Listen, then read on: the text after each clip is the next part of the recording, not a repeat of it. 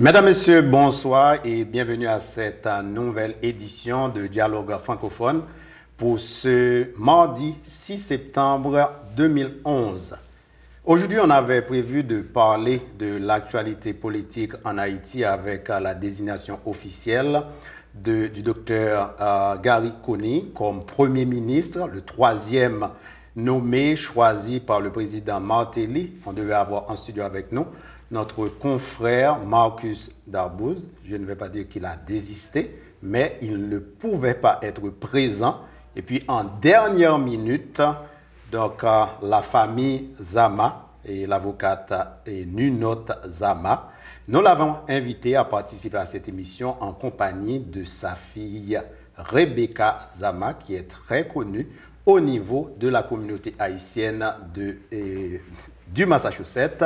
D'ailleurs, c'est avec Rebecca Zama que nous allons démarrer notre émission Dialogue francophone pour ce mardi 6 septembre. Rebecca Zama, bienvenue à Dialogue francophone. C'est mon plaisir d'être ici aujourd'hui. Est-ce qu'on va faire cette interview en créole, en français ou bien en anglais? C'était juste ça pour plaisanter. Tu n'as que 12 ans, mais tu es déjà très connu au niveau de la communauté haïtienne. On te voit assez présent dans beaucoup d'activités, dans les églises, dans les concerts et dans les centres communautaires. Tu chantes la dessalinienne, etc. Est-ce que tu trouves beaucoup de plaisir à participer à ces genres d'activités? Oui, beaucoup. C'était toujours mon rêve de performer, de donner la joie aux gens qui me regardent. Depuis que je suis petite, je suis en train de chanter pour ma mère, je danse pour ma mère, je fais des petites pièces de théâtre pour ma mère. Et le joie que ça me donne de performer pour, comment ça se dit, pour plusieurs personnes. Pour la communauté. Pour la communauté. En plus, c'est mon peuple. Moi, je suis haïtienne-américaine. Et pour performer pour eux, déjà, c'est un grand plaisir. Mais aussi pour savoir que je peux aussi porter mon héritage, et les montrer que même si tu es né ici, aux États-Unis. Même si je suis née aussi aux États-Unis, j'ai toujours ma fierté haïtienne, j'ai toujours ma nationalité haïtienne avec moi. Bon, et je devais commencer par le commencement, brièvement. J'ai dit que tu n'as que seulement 12 ans. Tu fréquentes quelle école, Rebecca? Ici, dans l'État du Massachusetts. À l'école internationale de Boston, c'est une école bilingue française à Cambridge. Ce que j'ai remarqué, bon, tu fréquentes une école internationale, c'est là que tu apprends le français, tu parles l'anglais. Mais ce qui m'a beaucoup surpris, c'est quand tu utilises de façon vraiment correcte le créole. Comment faire, n'est-ce pas, pour apprendre le créole dans un milieu anglophone? C'est pas tellement facile. Hein? Oui, je sais. Pour moi, ça a commencé avec ma grand-mère. Elle parlait pas français, elle parlait français un peu, mais elle parlait pas du tout anglais. Et pour moi, à 4 ans environ, je voulais parler avec elle. Mais mon français, il n'était pas très cultivé, alors elle allait dire « Mais tu dis quoi là? Je peux pas tout comprendre. » Et anglais, même chose. Alors je me suis un peu appris en écoutant et en regardant. J'écoutais ma mère, mes tantes. Donc le crédit va directement à ta grand-mère, pas à ta mère. Le fait que tu parles le créole. Ouais, on va dire c'est les deux. 50-50. 50-50. Et je l'ai dit au début de cette émission, tu es très active au niveau des sports, au niveau de la chanson, au niveau du théâtre, au niveau de la musique, etc. Parle-nous un petit peu d'une journée pour toi, Rebecca. Une journée. Comment ça se passe? Pour moi, mon motto, c'est « step by step, take it one step at a time ». Étape par étape. Étape par étape, oui, c'est ça. Je me réveille comme une fille normale, je mange, je dis bonjour, je pars à l'école. À l'école, je fais tout mon travail. Et après ça, des fois, je prends mes classes de piano, des fois, j'y vais à mes classes de la danse ou au théâtre où je fais des performances, où je fais des classes. Je chante, j'y vais comme aujourd'hui aux stations de télé, de radio. Après, Je travaille encore. Mais pour une jeune de seulement 12 ans, c'est beaucoup, Rebecca. Pour moi, ma vie, c'est jamais... je trouve ça un peu bizarre, des fois, quand je suis avec mes amis. Ils sont, oh ouais, on va à ma maison, on va juste nous asseoir et regarder la télé. Je dis, attends, c'est tout? Que la télé? On peut pas... Donc tu dois être très très active. Oui, je suis active. Genre, des fois, je peux m'asseoir, regarder un film, mais c'est que parce que c'est déjà une longue journée de travail. Pour moi, je pense que la vie, c'est quelque chose qu'on ne peut pas gaspiller. Et je n'aime pas quand je vois des jeunes comme moi qui sont en train de rester à la maison toute la journée, en train de manger, dormir, regarder la télé. Et être présente à 24 heures presque sur 24 pendant les vacances sur Facebook. Hein? Oui. Mais quand même, à 12 ans, tu n'es même pas encore une vraie adolescente. Tu n'es encore qu'un enfant, et Rebecca. Quand tu parles de ta vie, où est-ce que tu veux finalement arriver? Ben, pour moi, le red carpet, pour moi, Hollywood, c'était une rêve que j'ai toujours eu. Je voulais être sur Disney avec Raven Simone. Je voulais toujours avoir mon petit show. Et pour moi, je n'ai pas vraiment pensé trop à « Oh, je vais être une princesse un jour. Ouais, bon, je vais être présidente. » C'était toujours performé. Moi, c'était toujours dans les arts. Je sais que je suis jeune, mais pour moi... D'où est-ce que ça vient? De maman, d'où est-ce que ça vient, cette envie, n'est-ce pas, de performer le théâtre, la danse, la musique? Ben, je ne sais pas. Peut-être à ma mère, pour elle... Elle venait d'une petite ville en Haïti, elle est venue ici, mais elle avait tout son courage, elle avait, comment ça se dit, her will. La volonté. Elle avait sa volonté et elle disait jamais non. Elle avait toujours des rêves aussi grands, elle ne disait pas « Ah oui, aujourd'hui, je vais apprendre à conduire ». Pour elle, c'était « Aujourd'hui, je vais apprendre à conduire dans un Lamborghini », pour elle. On n'aura pas vraiment amplement le temps, puisque j'ai l'impression que on pourrait organiser une émission de 60 minutes avec Rebecca. Tu as vraiment beaucoup à nous dire. Parle-nous un petit peu d'Haïti. Tu as été en Haïti à plusieurs reprises. Oui, 3 fois. 3 fois en Haïti. Et Haïti, cela veut dire quoi pour toi? Pour moi, ça veut dire la maison, ça veut dire la beauté qui est des fois cachée par le média. Je vois des gens qui disent « T'es sûr que c'est bon là-bas ?» Ben oui, je suis sûre, c'est mon pays. Attends, mais tu dis quoi là? Quand j'y vais, je me sens complète. La beauté, quand je revois les arbres de cocoé, je dis, mon Dieu, je peux rester ici, s'il te plaît? Mais les Maringouins, oh ça va, j'ai tout ce que j'ai besoin ici. J'ai ma famille, les plages. Tu adores? Oh, j'adore. Donc, Haïti, ce n'est pas, et surtout pas Port-au-Prince, n'est-ce pas? Non, c'est... Pour moi, j'ai déjà allé à Furcy, Port-au-Prince, je suis allée à Club Mandigo, c'est l'ancien Club Med, ça c'est le paradis. Je suis allée à Jacmel, ça c'est vraiment le paradis sur Terre. À l'asile, c'est genre ma première maison, un peu dans la cœur. C'est le département d'Anip. Bon, et nous allons, disons, dans quelques minutes, recevoir ta mère, mais juste avant d'écouter ensemble, l'une de tes interventions, c'était, je crois, au centre communautaire de Dorchester, Haitian Multiservice Center. Une dernière question concernant les chansons haïtiennes, la dessalinienne. Ça t'a pris combien de temps pour maîtriser, pour chanter correctement la dessalinienne? Pour moi, j'ai appris les mots dans une semaine.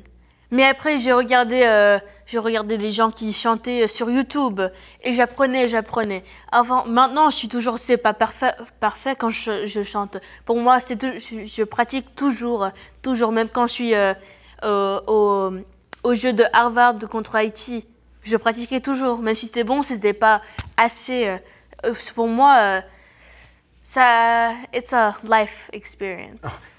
Maintenant, pour le sport, je sais que tu pratiques le football, non pas le football américain, mais le soccer. Pourquoi tu as choisi d'être gardien de but? Parce que je trouve que c'est assez stressant et j'aime beaucoup. Tu as ce sentiment de genre, il y a tout le monde qui te pense pour toi. Après, quand tu as tous les autres qui sont déjà plus là, c'est toi qui.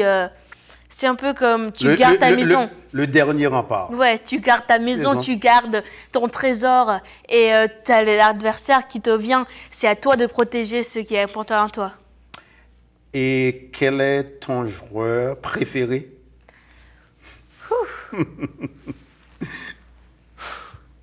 J'adore Messi. Ah bon?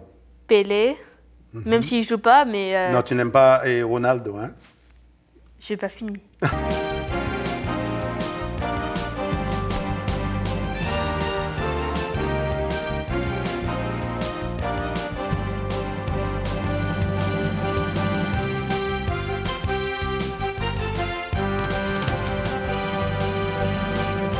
Dans mon entretien avec Rebecca, elle a tellement de cordes à son arc, j'ai oublié de mentionner qu'elle écrit également. Oui, elle a écrit un livre de poésie qui a été, je peux dire, inspiré par les événements du tremblement de terre en Haïti le 12 janvier 2010. En fait, on s'est même rencontrés à l'aéroport. C'est ça, on était revenus d'Haïti le 31 décembre. Le 31 décembre, voilà. Nous avons fait ensemble Port-au-Prince, New York et puis Boston. Nous sommes arrivés le 1er janvier. Le 1er janvier, voilà, 2010, minuit. Et puis quelques jours après. Quelques jours après. Donc, elle était vraiment touchée et par le tremblement de terre parce qu'en fait, même notre maison en Haïti, à Port-au-Prince, était fissurée. Donc, et on lui a demandé d'écrire une poésie en l'occasion. C'était pour la montée du drapeau devant la mairie de Port-au-Prince. Donc, elle l'a fait. Elle a lu ce poème, cette poésie qu'elle a écrite, qui s'appelle Broken. Broken, c'est... Brisé. Brisé.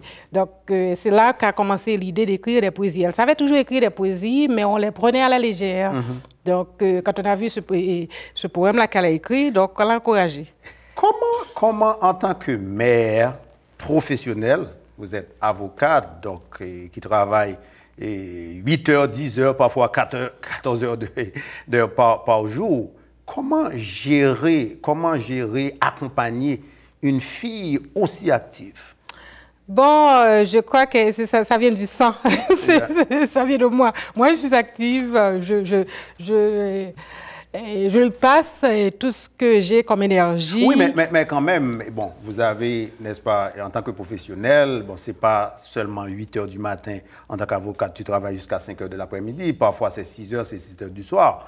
Mais quand tu as une fille qui pratique le sport, qui va au théâtre, qui joue au piano, etc., il faut l'accompagner. Mais vous savez comment trouver le temps les parents sont des managers par excellence, comme l'on dit. Surtout les mères, pas que je discrimine, mais c'est une question de capacité de faire ce qu'on appelle multitask. Donc, on programme,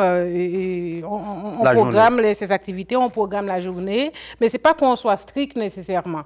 On est très spontané aussi, je dois vous le dire. Ah bon? Ouais, c'est ça. Mais, donc, il y a des activités, on programme les activités, bien entendu, son école, et c'est prioritaire. Et donc, elle a des activités par-ci, par-là. Et donc, on essaie, mais elle n'est pas... Mais est-ce que, n'est-ce pas, tout ce talent, et quand est-ce que vous avez pu détecter chez elle tout ce talent? C'est dès sa plus jeune enfance ou bien... Moi, je dois vous dire que depuis que Rebecca était... Il n'est pas encore né, hein? Depuis, avant même sa naissance, je pensais que c'était, comme l'on dit en créole, des gaz. Mais c'était elle qui chantait là.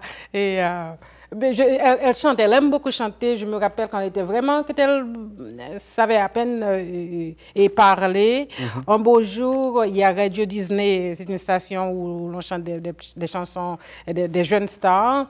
Donc un jour, je l'ai entendue fredonner une chanson et après, elle a commencé par chanter. Je lui ai dit, chante-moi ça à nouveau. Elle a encore chanté, chante-moi ça à nouveau. Je lui ai dit, oh mon Dieu, quelle voix extraordinaire. Donc, elle avait peut-être à peine 1 an. Donc depuis lors, j'ai essayé de cultiver ce talent qu'elle a. Donc c'est ainsi que, enfin, on continue à le faire. Mais j'étais d'exploiter ses talents. Elle aime chanter. Moi, j'aimais chanter. J'aime chanter encore. Ah bon? C'est pas du tout... Donc, vous n'allez pas chanter pour nous aujourd'hui? Je n'ai pas d'ambition, absolument pas. Je veux garder ma dignité. Non, je ne vais pas le faire. Mais quand même, il faut cultiver. Les enfants ont beaucoup de talent. Très souvent, on les ignore. Donc, ce que j'essaie de faire, c'est de cultiver. Elle est née ici aux États-Unis, à Washington. Mais quand je lui ai posé la question sur Haïti, qu'est-ce que Haïti représente pour elle? C'est mon pays. Moi, c'est son pays vraiment, parce qu'elle est haïtienne américaine. Je sais que c'est... Enfin, elle a 12 ans, donc elle est haïtienne américaine. Vous savez, avec la loi de la nationalité, on peut attendre jusqu'à 18 ans pour choisir, mais bon, j'espère qu'elle n'aura pas à choisir en passant. C'est mon héritage. Tout le monde qui me connaît sait que je suis de l'asile d'Haïti.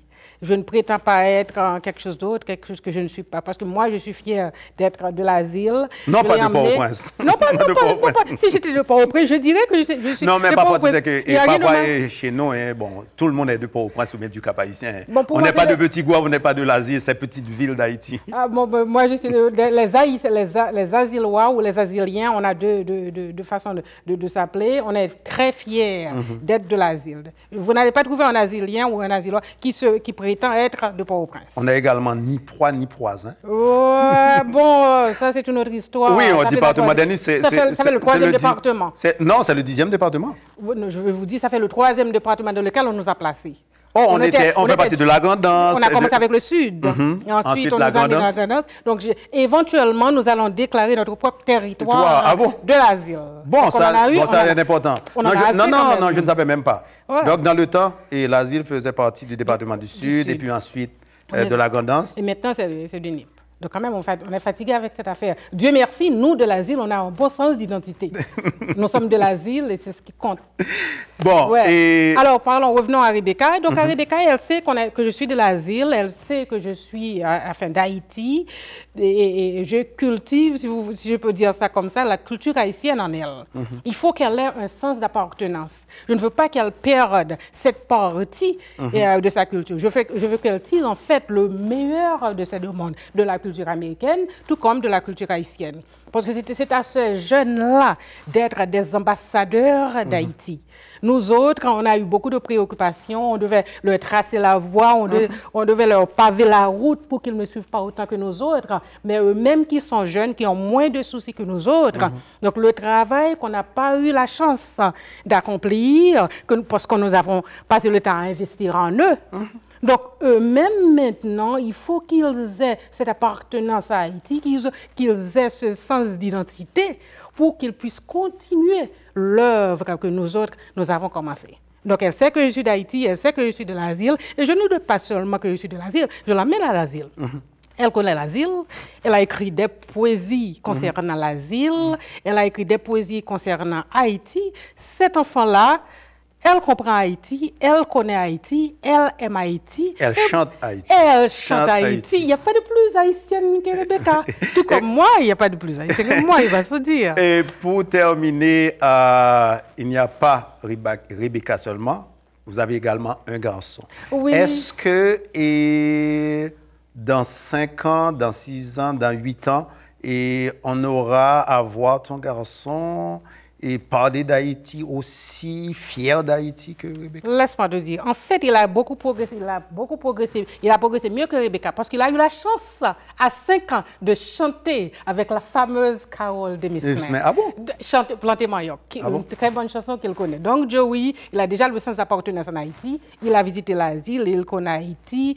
Donc, c'est la même chose. J'ai même oublié d'avoir un petit entretien avec Rebecca en créole parce que je l'ai vu et je l'ai écouté et il a récemment parlé, s'exprimer en créole. Oui. C'est un créole parfait, c'est pas créole blanc, comme on dit. Non, c'est Rebecca, c'est haïtienne liée, donc il faut que l'asile, parce que je parle pour un petit monde handicapé de l'asile. L'asile, si on ne peut pas parler créole, on ne peut pas communiquer avec grands-parents, c'est moi-même qui vais l'obliger à faire tout le travail là pour petit monde, non. Donc je voulais que si pour les Haïtiens, vraiment, il faut être capable de communiquer avec Haïtiens. Eh bien, c'est sur ces derniers conseils que nous allons mettre un terme à cette édition de Dialogue francophone. J'étais vraiment content d'accueillir Ninot Zama et spécialement sa fille Rebecca. J'ai l'impression que un de ces jours, je vais demander à Ninot de nous passer pour 30 minutes Rebecca et Zama qui pourraient animer l'une des émissions de Dialogue francophone. Je vous souhaite de passer une très bonne soirée. Je vous retrouve mardi prochain. Merci et bonne soirée.